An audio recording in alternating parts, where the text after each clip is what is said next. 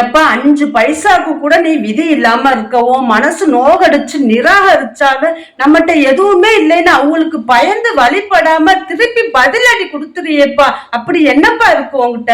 இருக்கு உண்மையும் நேர்மையும் இறை அச்சமும் ஈமானும் மரண சிந்தனைகளும். அல்லாஹ் நமக்கு எதை கொடுத்தாலும் தடுப்போரு எவருமே இல்லை, தடுத்து விட்டால் கொடுப்போரு வேறு யாரும் இல்லை. 5 பைசா இல்லைனாலும் கோடீஸ்வரியா வாழ்ந்தாலும் 6 அடி குழிதான் என்று உணரும் போது இதை தவிர்த்து வேற எதுக்கு யாருக்கும் பயந்து வழிபடணும்? கொஞ்சம் அன்பா பேசுப்பா, பயமா இருக்கு. உண்மையா இருந்தா உயிரா இருப்பேன், ஜாலியா பேசுனா ஜாலியாவே பேசுவேன், அன்பா இருந்தா அடங்கி போவேன், திமுறா இருந்தா திரும்பி கூட பார்க்க மாட்டேன். அஞ்சுவதும் அடி பணிவதும் இறைவன் ஒருவனுக்கு மட்டும்தான். என்ன சொல்ற? அப்படியா? நல்லா ஒண்ணு தெரிஞ்சுக்குங்க, மனிதர்களை நிராகரிப்பவர்களுக்கும் வஞ்சகர்களுக்கும் பயந்து ஒருபோதும் வழிபடாதீர்கள் என்று அல்லாவே சொல்லியிருக்கான். சிந்தித்துதான் செயல்படணும்.